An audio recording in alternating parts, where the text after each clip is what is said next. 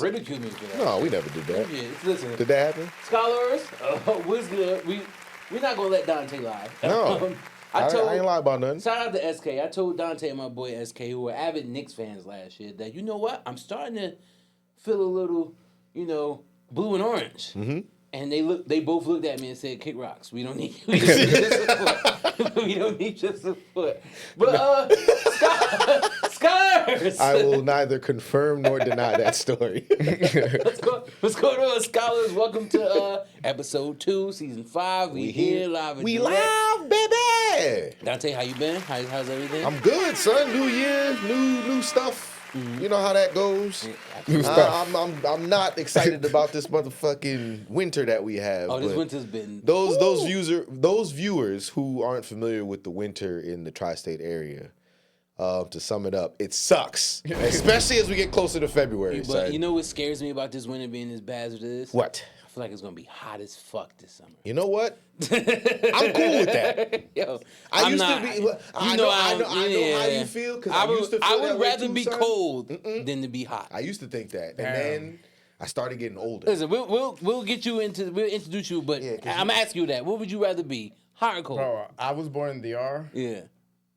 But that heat, bro, I can't. I sweat too much. That's my point. Bro, my white tees are all yellow. Duh, that shit's annoying.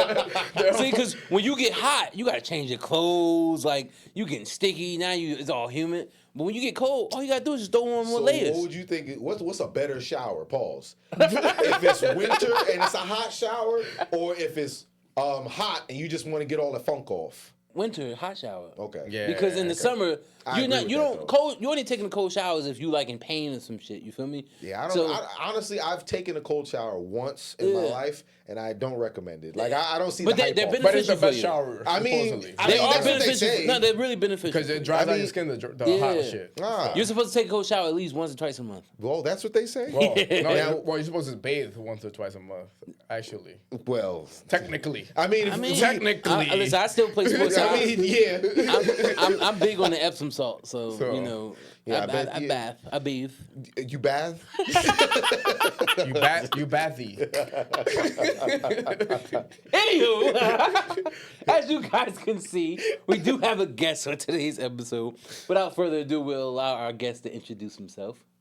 How you doing, guys? It's Carlos Sabes. I'm from fucking Union 2. Yeah. I can curse, right? Yeah. Fuck shit. You only get a certain number. You only get a certain number of curses, though. After cool, the 6th one, you got to dial it back. Yeah, I got you. But how many N-words? 2. Get it out. Get it out right now. No. Down early. Nah, bro, you can talk freely as you want, yo. Freely as you want. But let the people know where they can find you, what you got going on, what you got coming up. All right, well, I'm a stand-up comedian. You know how crazy it is to say that? Like, one day I sat down and I thought about it. I was like, yo, I'm fucking really doing this shit right now. Yeah. That's what's up, man. Because, like, I've been fucking moving so fast, plus dealing with, my own fucking regular life, that I never sat down and been like, I fucking actually doing what I said that I was going to do, and I never fucking did that in my life. Yeah. That's dope, yo. When I saw you start first putting it out, I'm like, oh, man, this is dope. He's actually chasing after it because I've always known you for being funny as hell. So I'm like, all right, now he's actually putting this shit to work and it's going to be his career. I'm like, so that's fire, bro. Yeah. So what went into that process the day you decided, like, yo, I'm doing this? Well, so my whole life I always, love this shit. Like, you remember, Comic View? Yeah. And I used to watch that and, Comedy 100%. So, since I was, probably, in middle school. Yep. So, I have fucking shit written down, not from those days, but at least 10 years old. Yeah. So, I always wanted to do it, but as outgoing as I am, I was still too much of a bitch to do that. So, I don't know why. It was just something because it's different. It's not being be sociable. Funny now. Yeah, exactly. It's make me laugh. You gotta be funny on cue. I know motherfuckers do that with comedians too. Like, oh, you funny, huh? Make me laugh. It's a whole different thing, bro. Do the roar. It's the same thing. They'll tell you, oh, tell me a joke. It's the same thing as being Spanish, and they tell say you something in Spanish. No, what they're saying in that song. It's not the same. It's like, what the fuck? You just gonna put me on the spot like that? Not to be funny. Have you ever had a Latino person try to translate a really popular Latin song to you, and it's like, yo, they nasty. Nah, I mean, it's fucking reggae. This ain't shit. I don't understand that shit. Listen, I did that shit one time, and I'm like, yeah, it's probably best I didn't know what was being said, because now that I know, like, I'm gonna just tell you something. Any country that's in the islands and you can't understand what they're saying, 99% of the time it's a nasty song. 99%. Just assume it is. Just assume. but that shit is crazy. Always. I remember it's even funnier too, because I think as I was getting to know you, the first thing that comes to memory for me was that fucking song that you and Oh shit! you and Kyle made about the fucking banana. Oh my god! Carlos eats a banana. And then I think part of that also, like, there was like a whole day where we were just doing stupid shit like that. It was like, shit. come on, turn around and fuck a dolphin. Like, we were just looking at fucking objects in the room. Yeah, I remember he let me listen to that shit. I'm like, yo, you motherfuckers are bored. Bro, there was days in those basements. But yo, I was gonna say, this is before bro. Vine and all. I mean, this is around and that it's time. sad that, bro, we had this. Oh my god. Yeah, I don't even let me talk about it. Now I know, because I know y'all had some hits, and it's one of those like, yo, what if we would have just put one of those shits out by now? You know what I'm saying? Nah, no gas. I'm not just saying it because I'm cool with y'all, but if y'all would have like actually stuck to like pushing that banana song, it would have hit just like What I Got a Picture's Berry with it. Bro, Because I that actually shit have a hit. video called What I Got Picture's Robot, where I'm wearing like a Michael Myers mask, and it's like a remixed techno version of it, and that my mom had. It's fucking hilarious. My sister, I don't know if y'all know my sister. Is that me? Yeah. Yeah, she's in there, like, she's fucking looking at me like disgusted because I don't have a shirt on. And I'm like, this fuck. But we didn't know the power of YouTube in those days. So, like, I put it on there and did nothing else with it. There's so much. It worked. You just like set it and forget. Like, all right, Yeah, I think this will make me famous. For the stupid shit we all used to do when we was in high school, bro. There's so much shit. If we would have actually like put it on YouTube, whatever, we probably Bro, true. probably been different. I'm comfortable saying in the millions, billions by now, because it was just evolving as it kept going, and we would have just kept doing. I'm firm with saying that at least in our like demographic of going to school together, we had some really funny people that if there was a way that we could just like, whether it's televised, put on the radio, or whatever, there's a whole fucking show that could have been at Union High when we was there, yo. And we had a lot of niggas who weren't even trying to be funny, who were fucking hilarious. So it's like, yo, they were like, yo, why you laughing? I'm like, yo, why you saying It's it like that? nobody took nothing serious. You always had at least 2 people in your class that just don't take nothing serious in that class, and that makes you go, you know what? Yeah, why am I taking this shit so serious? and then now in hindsight, it's like, what the fuck was I trying this hard for? I still don't know what I need the Pythagorean theorem for, but apparently, Listen. no. But you know that's me. I know. I'm pretty sure there's someone out there that uses it. It's just. Who? Hey. What they on the Big Bang Theory? Fuck. No one uses that shit. Asians. Only Asians. So, shout out to the Asians. I'm about to get married to an Asian. I was gonna say he gonna be in the doghouse if he laughed too hard. Not if he learns Pythagorean theorem. Hey, babe, you see, I checked him. But so what I wanted to ask you. So you're doing stand-up comedy now. How was that experience of your first show? How was the process of that? So I will say first, like, I had a work schedule that didn't allow me to like properly do the steps of how to do stand-up comedy in the beginning, where like you have to do open mics, a bunch of open mics. But the times I worked like Sunday through Thursday, 3 p.m. to 11 p.m. Damn. So that's when that's prime I have time. a 5-year-old daughter. That's I had her every Friday. Coming up for that. That's dope. Coming up for that. Coming up for that. It's so funny. You see my comment, you're like, "What the fuck you got here with fucking daughter?" It's like, yeah, how else you think I stay sane? You know? Exactly. So like, I wasn't gonna like take that day away. Also, like that Friday. So I had 2 Saturdays a month to do something with stand-up comedy. So if you do like an open mic and then I do one 2 weeks later, there's no progress there. Like I'm just talking to comedians, doing nothing. Yeah. So I'm not shy as a person. So I said, you know what? Let me throw myself into the show without doing nothing, without knowing anything. I went like on maybe 2 or 3 open mics, I think. And then I go for these shows, like when you're starting off, you need to bring people. Like it's called a bringer show. So this one, you need like 5 people. So my sister didn't come. My brother-in-law, my dad, like my friends, whatever. And I go. I'm at the bar because it's so packed. They don't let the comedians in because there's no seats for them. Okay. So I go. I'm next. I'm on like on deck, they call it. Mm-hmm. And I'm standing there, and then I fucking look inside. It's like 50 plus people there, and I'm like, what? I literally mouthed out the window, what the fuck? And the guy that's like the host or whatever, he looks at me and he laughs. He's like, good luck. Don't break a leg. And I go, and I'm not gonna lie, like for a person who's first time ever doing it, very bad beginning, laughs in the middle. Then I was able to get a fuck. You know how important these clips are. Yeah. Instagram. Oh, for sure. I got for sure. You gotta have something for the And the end was horrible. Yeah. But I fucking did it, and then after that, I just started fucking throwing myself Because it was out of the way. into shows. Yeah, exactly. That's what's up. Because then you realized, oh shit, it ain't even 'cause, that like, bad. think Like about I could do this. What am I doing? I'm going on stage telling jokes, and then I tell bad ones. Who cares? You're not going. Everything not going to hit. Cause no one there is gonna even attempt to do. Exactly, right and Exactly. I feel like that's how you got to approach it because, you know, what's funny to somebody might not be funny to somebody else. That's it's not. true. A lot. So, like, That's true. I listen. I could never do it. I think about doing it all the time, but I'm like, I curse somebody the fuck out. Like I can imagine myself being on stage, getting you riled up. and then people rage bait me all the time, and I go right into it because I don't care. No, you gotta not care because the main thing is people gotta go back to going to comedy shows without them anything to be offended about. Like, yo, you're going there to laugh. That's it. That's what I was gonna say. Bro, it's the fucking comedy annoying. shows I've been to, I like to sit in the front because I want to see what they're gonna say about me. Like if you go to a comedy club, that's the best scene because people are going there to drink and laugh at shit. Yeah. But like if you go to like other type of venues, it's kind of harder. And like these young liberals, they're the worst crowd. Oh, for They're sure. the fucking worst, bro. Oh, for sure. Because there's literally nothing that you can say because something is going to set them off. And unfortunately, it's like the colored ones. Yeah.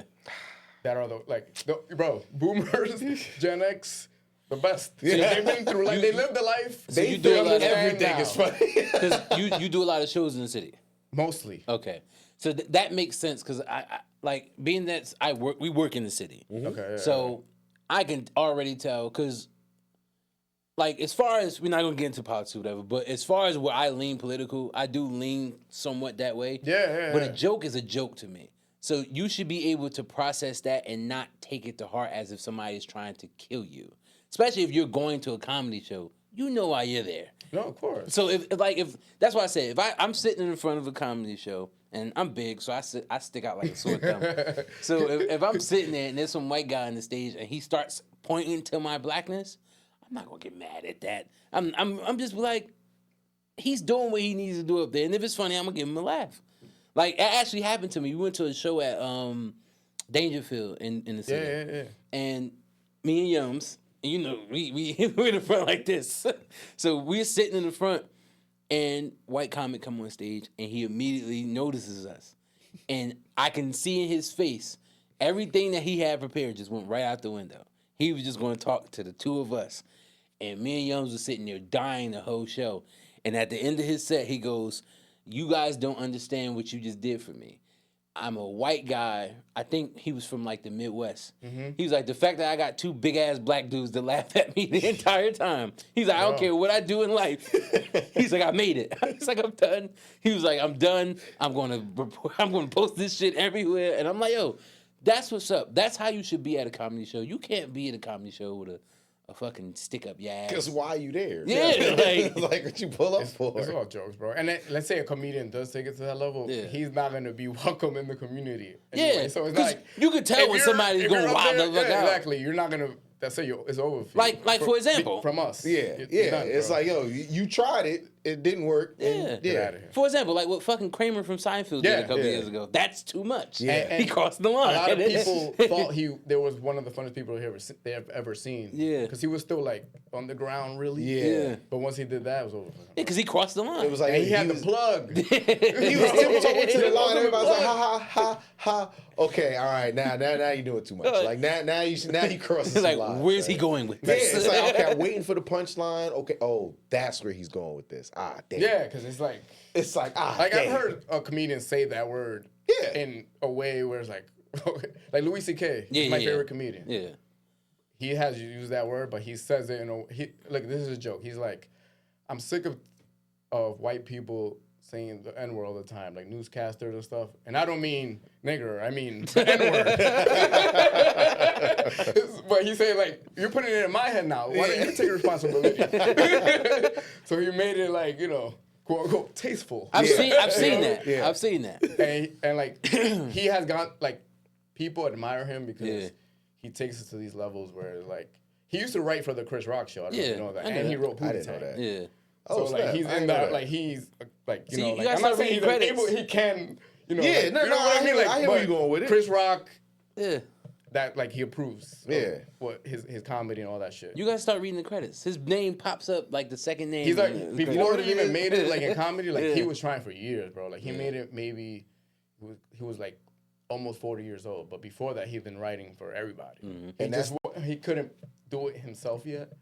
But that's what we gotta do, bro. Like you gotta grind it out until it's the hardest thing ever, bro. you always gotta be ready, so you ain't never gotta get ready. So it's like you never know when it's gonna be your moment, so you always gotta be ready for when it possibly is your moment. I say you the never know when that shit's craziest gonna come. pause in advance. The craziest grinded out story. The craziest grinded out story that I think is dope still. The janitor from Abbott Elementary. Or what happened with him? I don't know. I know who the actor is. He's but- been an actor for decades. Mhm. He didn't get his big break until Abbott Elementary. He was already 70. Oh shit. And now he's well known. Mm-hmm. Everybody knows he is. I was watching The Big Bang Theory the other day. Season 7, he's a fucking dry cleaner on a random episode. See? So it's just like you never know when it's going to hit. That happened with the guy from Chappelle show. Remember he was in the Whack Arnold skit? Yeah. He's like, Arnold got a job. Oh yeah, And then he was a yeah. janitor. He said Calvin got a Also- job. Calvin, my yeah. That guy. He was actually the janitor on set, and then he was so funny Yeah. to Dave. That they just That's a good dude, Joe. Like, that shit. Oh, you talking about the give me a dollar, let me get a dollar. Yeah.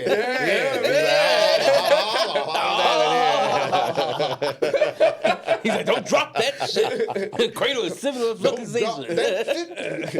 He was like, I'm proud of Calvin. Let's rob this nigga. But so explain so describe your style of comedy. My style of comedy is very dirty. Okay. Very like raw. It's kind of like borderline. Yeah, I saw one of your You know, jokes. borderline. No homo. One of your jokes I saw, you was talking about sucking dick on the stage. And I was My like, own oh. dick. Okay? It was my own. So that type of shit, like back to your point, where like you were trying to make people laugh at shit they don't want to. I wasn't doing a show in East New York, Okay. so you already know. Yeah.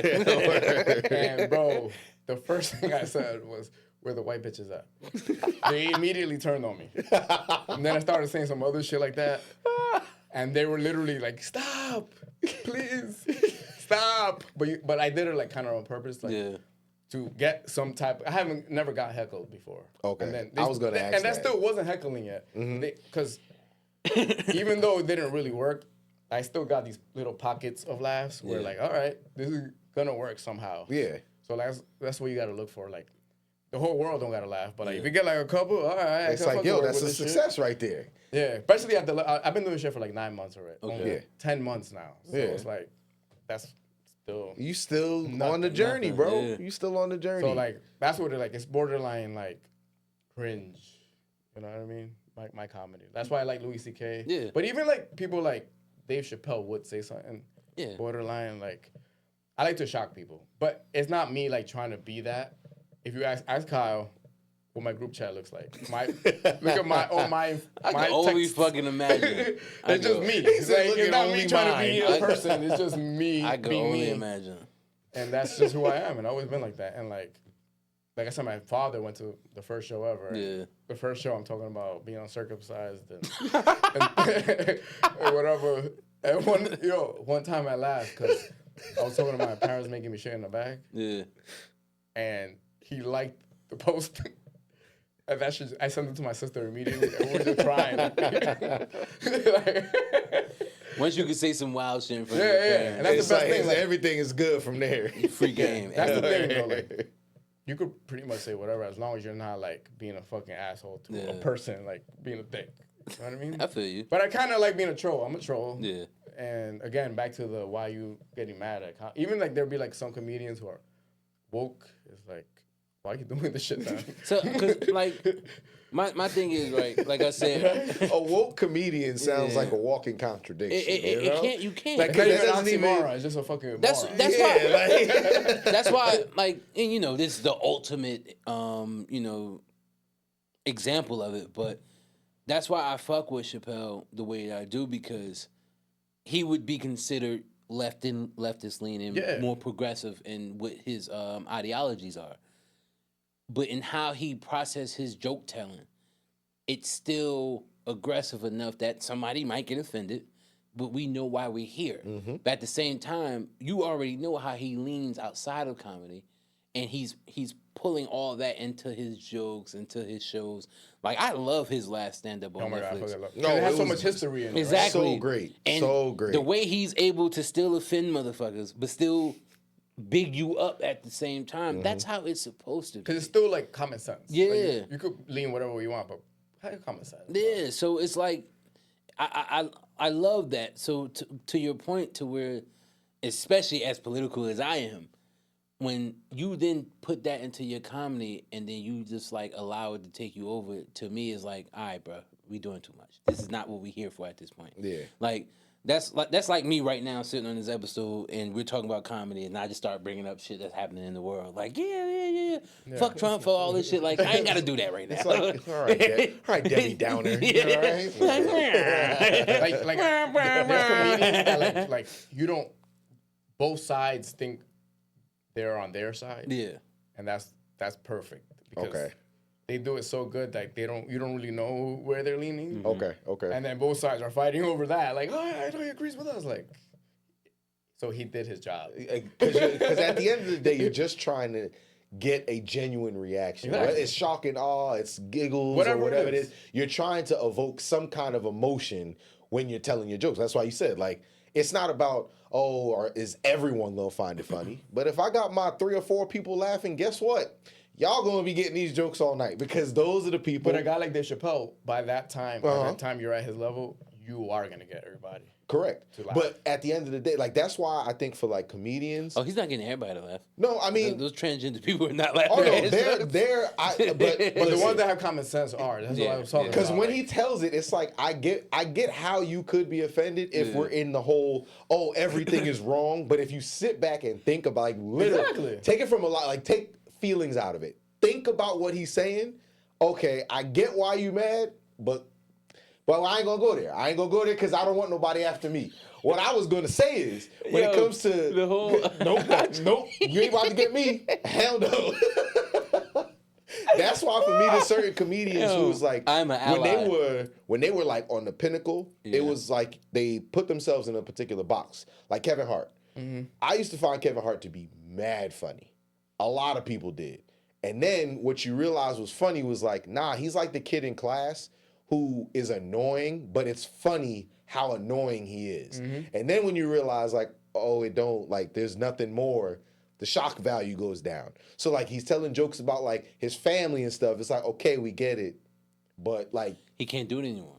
And he actually after that comedic rock star era, that's when shit started going down. When he did the COVID special, when he was in his pajamas and shit, and he spoke to that.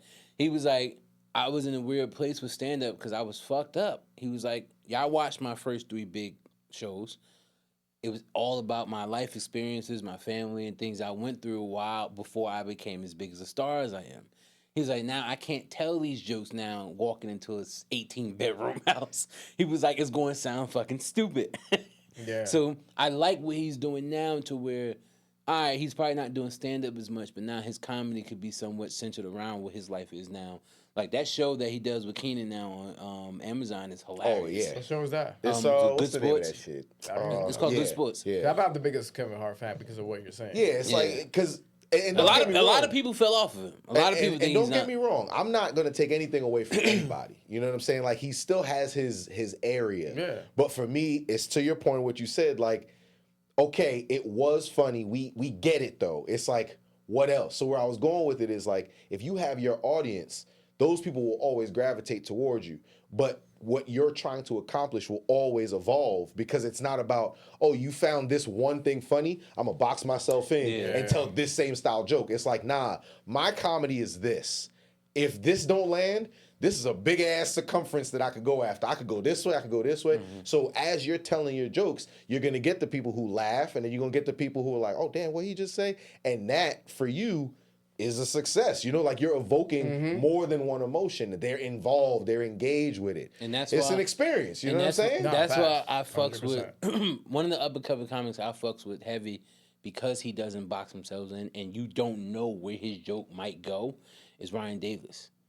Yo, yes. He's hilarious, He's bro. fucking He's hilarious. Because he has that style of comedy to where he could be talking about something, you think you're right on the brink of what he's talking about, and he'll flip that shit on you. That peace shit, Yeah. that peace joke is so funny. He had bro. that. He had another joke. He had another joke explaining why.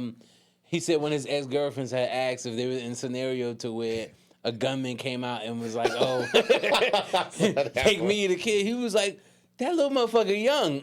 I'm the provider. Why would I say shoot me?"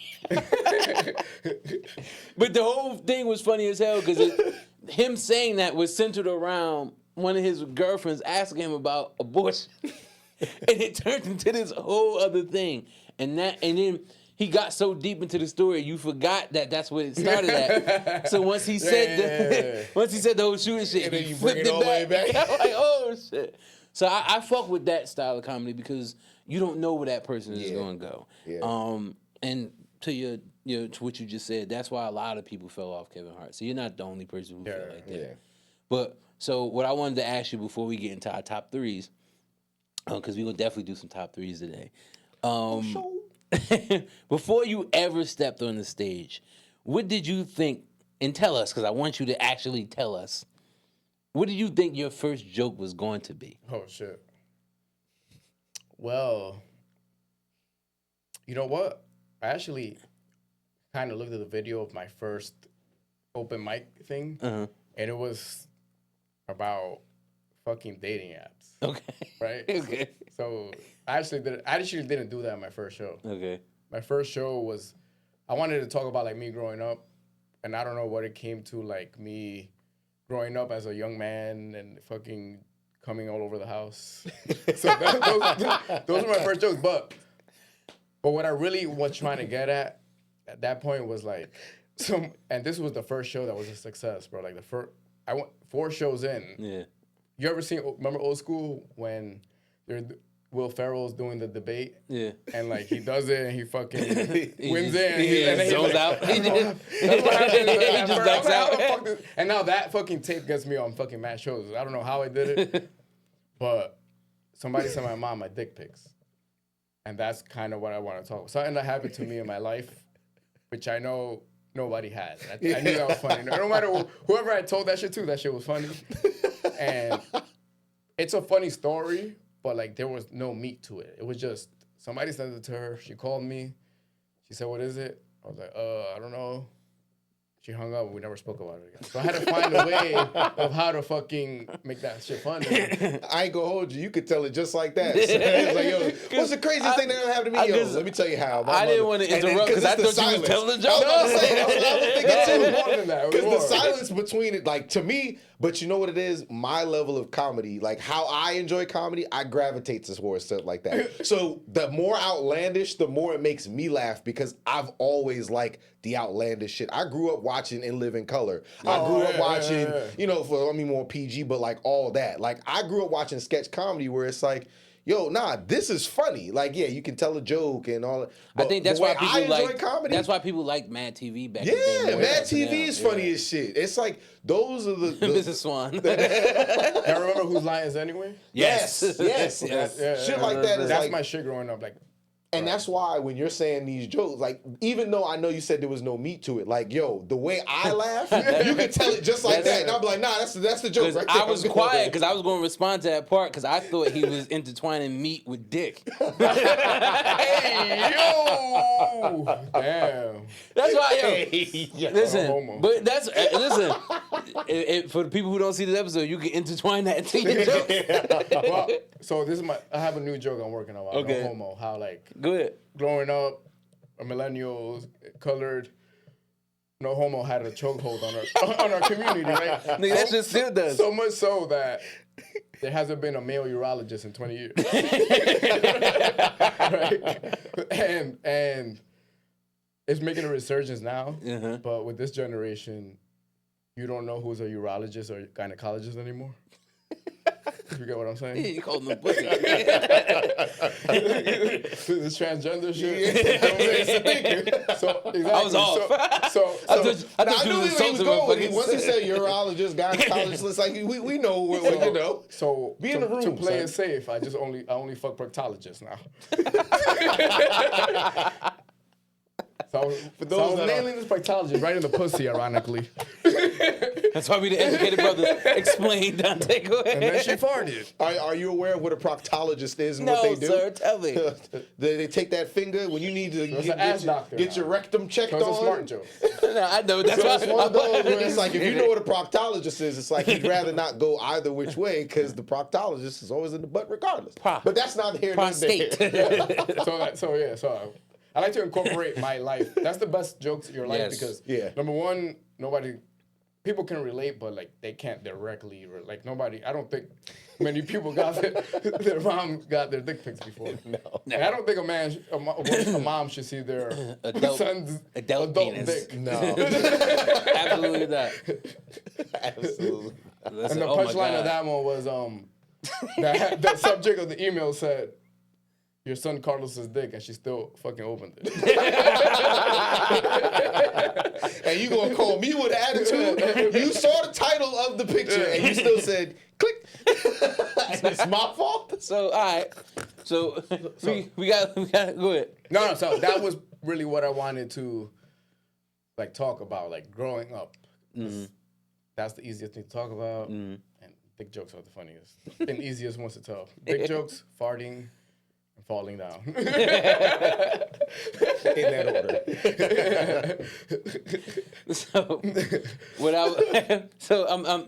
We still got a little bit more time. So to piggyback off that, Dante. Yo. If you were a comedian, what would be your first joke? My first joke. If I had to write a joke, damn. I've never been put on the spot to have to. See, it's like you said. It's like you said. Make me laugh. Go ahead. Shit, I mean, if we keep it in the... You never had a moment to where you sitting there and you think about some shit and you think to yourself, damn, if I was a comedian, this would be hilarious. Nah. Never? I've never had... I mean, maybe there's things I can think about, but... I mean, nah, I don't. I don't have one that like on the cusp to just say. I got one. So you can go ahead. I can think of mine now, based on like, well, you know what it is. What's your favorite type of joke? Like, and then you could think of one off of that. Anything that involves like risque anything. So like, if you're making a blatant joke about like certain demographics can't drive.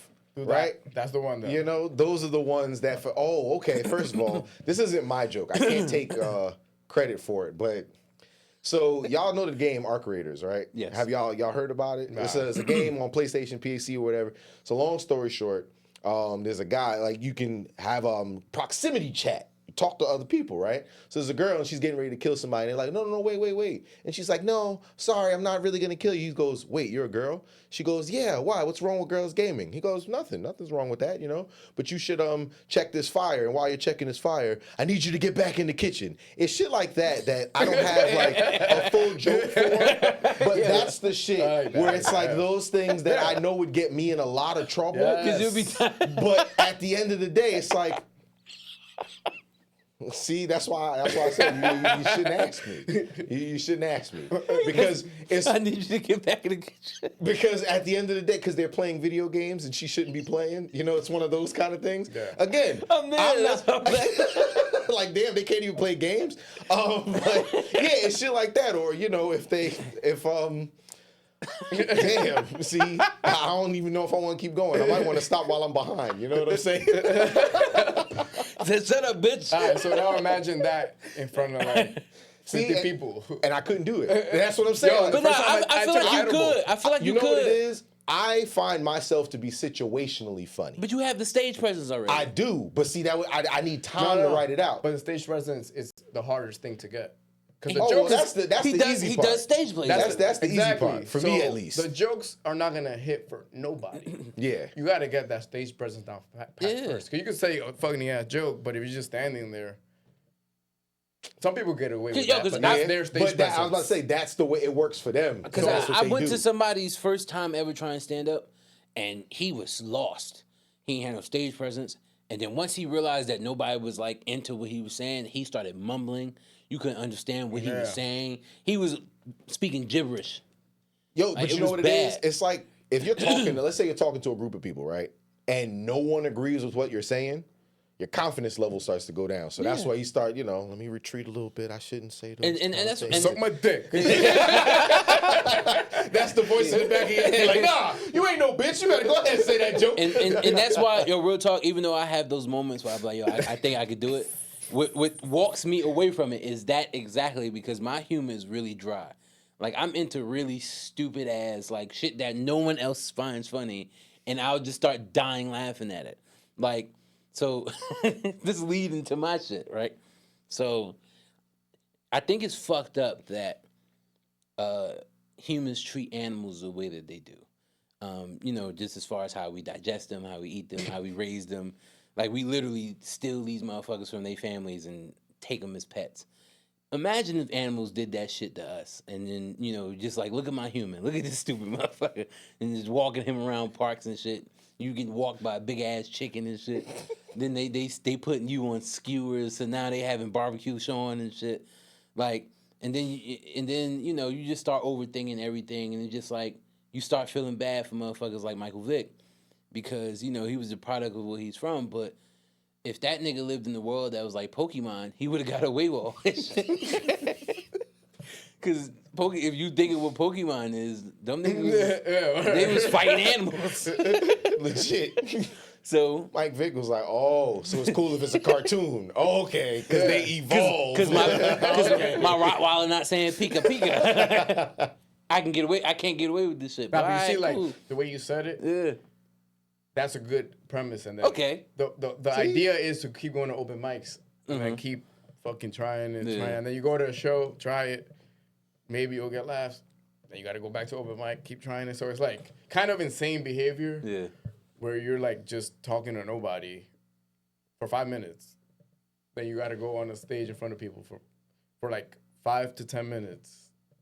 Maybe they'll laugh for free because you're not getting paid. And then go home. And then if you bomb, you gotta drive. Me driving an hour home. How's gotta that think about feeling? That shit the whole time. We're gonna get into the top 3 real quick, but briefly describe that feeling of telling a joke and no one laughing at it. It fucking sucks, bro. but like, I have the personality where like I don't give a fuck. Yeah. Like I went into it with the same way I go into my whole life. Like, I'm probably the most outgoing person ever gonna fucking meet. But ironically, the shyest I've ever been was going on a fucking stage. But like, it doesn't bother me at all because I understand like I'm a fucking nobody right now.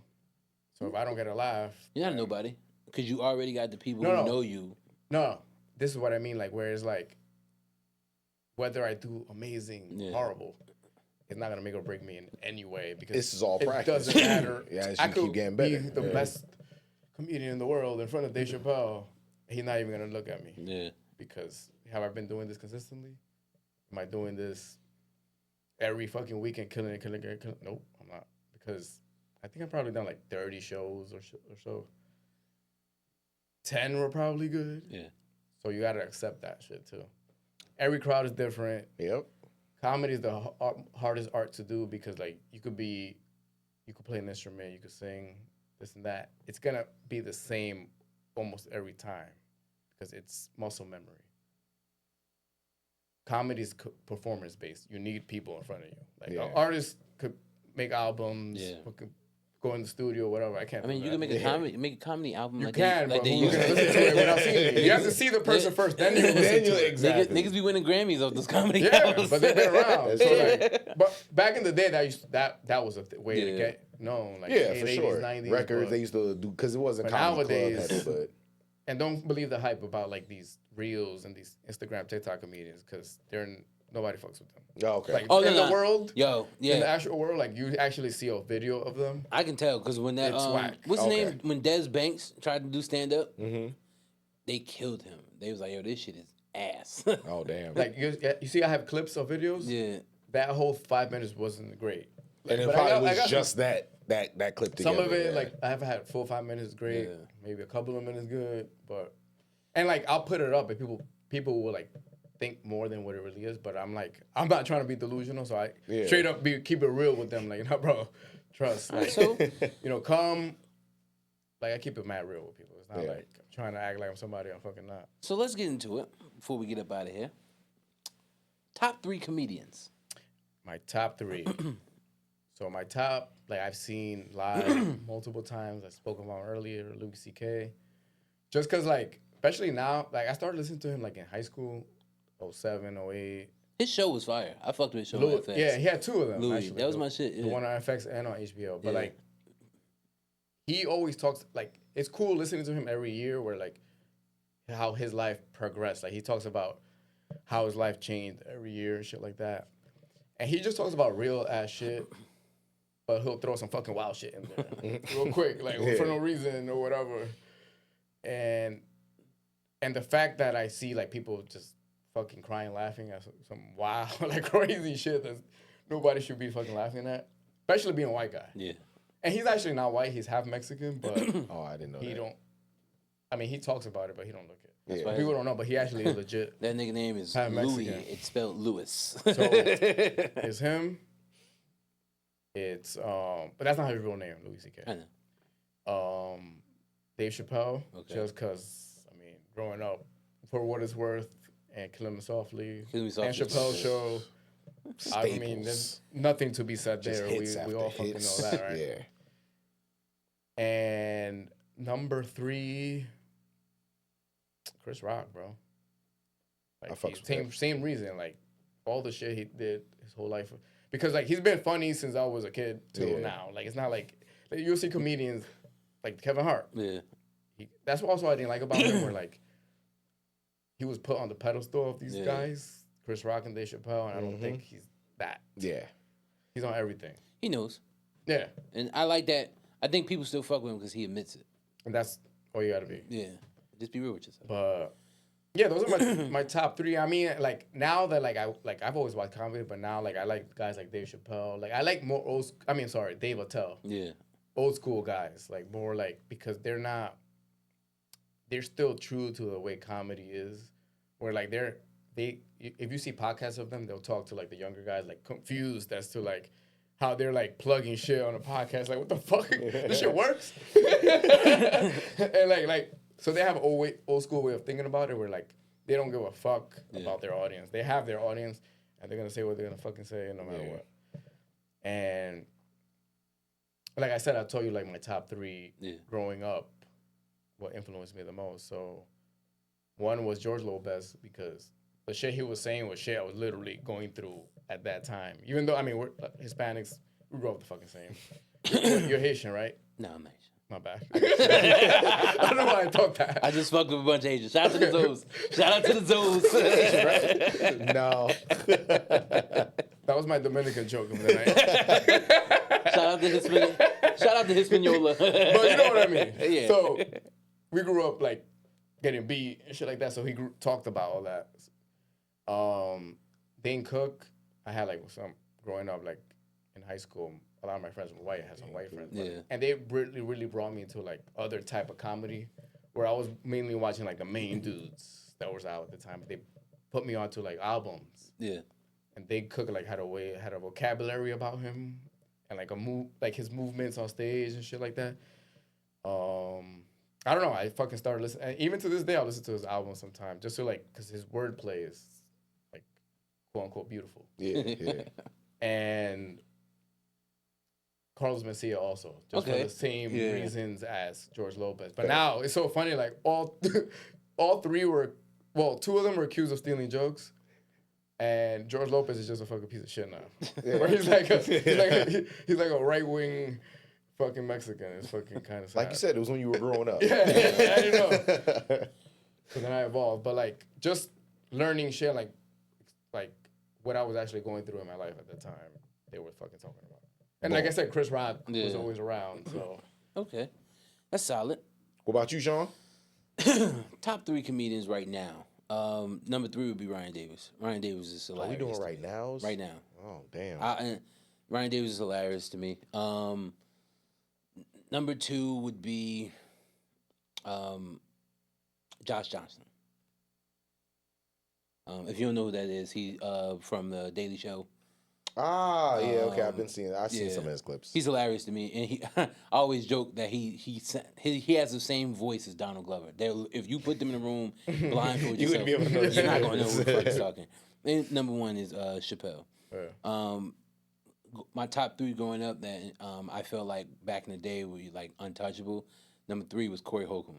Oh shit. I don't fuck with the podcast Corey Holcomb because everything is for views and shit now, but Corey Holcomb back then when it wasn't for that, if you ever watched those Shaq comedy shows that he used to do in the All-Star games. Yeah, hell yeah, I remember that shit. Corey Holcomb used to come and shut the fucking crowd down. And he would say some outlandish shit and it would be like, yo, what the fuck? Yeah. So Corey Holcomb, I fucked with Kevin Hart when his first 3 specials. Mm-hmm. And it was a little bit biased because they filmed his first movie, Paper Soldiers, around the corner from where I used to live at, where I grew up at. Oh, okay. So for no reason at all, I'm like, that's my nigga. But and then still, number 1 was the same. I fucked with Chappelle back in the days. Half Baked was probably the first movie I think I saw in theaters. And as shitty as the reviews they got for that movie, I always thought that shit was hilarious. I thought that shit was like, and my family used to kill me for being cheap. So the scene in that movie to where he had like I think he had like $2.50, and he took her on a date with the $2.50, and literally had like a good time. I'm like, that's what I strive to be. Okay, that's what I strive to be. So yeah, those are my top 3. That was a good one. I didn't know you was gonna say right now. Yeah, word. I didn't know either. But my bad. So I have a top 3 of all time. I get I'll separate it because I found a way to do that. It might not be a top 3 though. Like for now, Dave Chappelle is gonna be number 1. Like I think we're all in agreement about our boy Dave. And then I have to throw in Ryan Davis because he's going to be the second coming of Dave Chappelle. I know that's a wild statement to make, but the way he tells jokes is very on par with how it is. So because I was taken off guard, I don't have a third one. So you're just going to have to live with the top 2. And then growing up, my top 3, Cat Williams. Yes. Cat Williams was with the perm and all that. Like, yeah, he was on his shit. This shit is deaf, nigga. Deaf. Bernie. Yes. Bernie Mac is goated. You know what I'm saying? Goat material. And then Eddie Murphy. Eddie Murphy. I'm talking Rockstar Eddie. Like the first Delirious and damn it, I can't remember the other one. The one with the purple suit, one with the red suit. Raw. Delirious and Raw. Yeah. Delirious and Raw. So I didn't put Eddie Murphy in mind because I feel like since those shits happened in the 80s. Same reason. Nah, but you said growing up. Yeah. I watched that when I was like 11, 12. But then after those two. Somebody You showed didn't you really that. see nothing else. Yeah, but you didn't. All right, fine. Then I'll take out Eddie Murphy if we talk about growing up, and I got to put in Kevin Hart. Yes. Because Kevin Hart had me. He had me. I was one of his in a chokehold. I went to go see him live at the Barclays Center.